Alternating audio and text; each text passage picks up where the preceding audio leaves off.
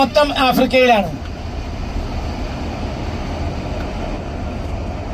ഇതാണ് Suez canal.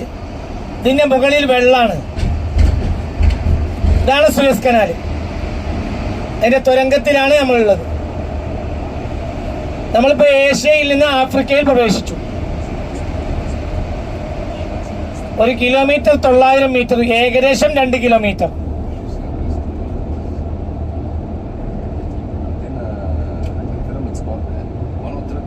നമ്മളെ നേരെ മുകളിൽ കപ്പൽ പോകുന്നുണ്ടാവും. ഈ തുരങ്കത്തിന്റെ നേരെ മുകൾ ഭാഗത്ത് വെള്ളമാണ്.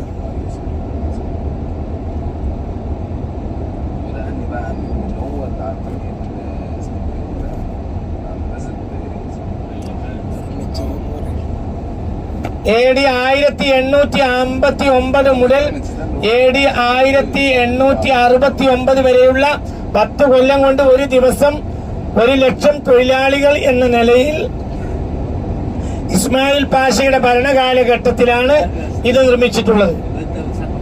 1869 പണി പൂർത്തിയായി. നമ്മളിപ്പോ സൂയസ് കനാലിലാണ്. 1859 മുതൽ 1869 വരെ 10 കൊല്ലം.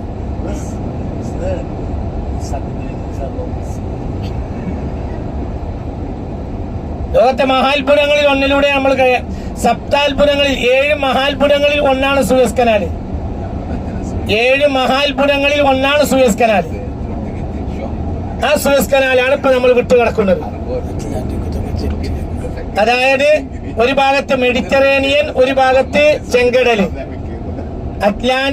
മെഡിറ്ററേനിയനിലൂടെ അറ്റ്ലാന്റിക്കിൽ പ്രവേശിച്ച് പസഫിക്കിലേക്കും ഇന്ത്യൻ മഹാസമുദ്രത്തിലേക്കും ഒക്കെ എത്തിച്ചിരുന്ന ചരക്കുകൾ, ഏഷ്യൻ ആഫ്രിക്കൻ രാജ്യങ്ങളിലേക്ക് ചൈനയിലേക്കൊക്കെ എത്തിച്ചിരുന്ന ചരക്കുകൾ 192 കിലോമീറ്റർ കൊണ്ട് വിട്ടുകിടത്തുകയാണ്. ഈ 192 കിലോമീറ്റർ നീളത്തിലും 2 കിലോമീറ്റർ വീതിയിലുമുള്ള സൂയസ് കനാൽ. വിശാലമായ ഇത് ലോകത്തെ മഹാത്ഭുതമാണ്.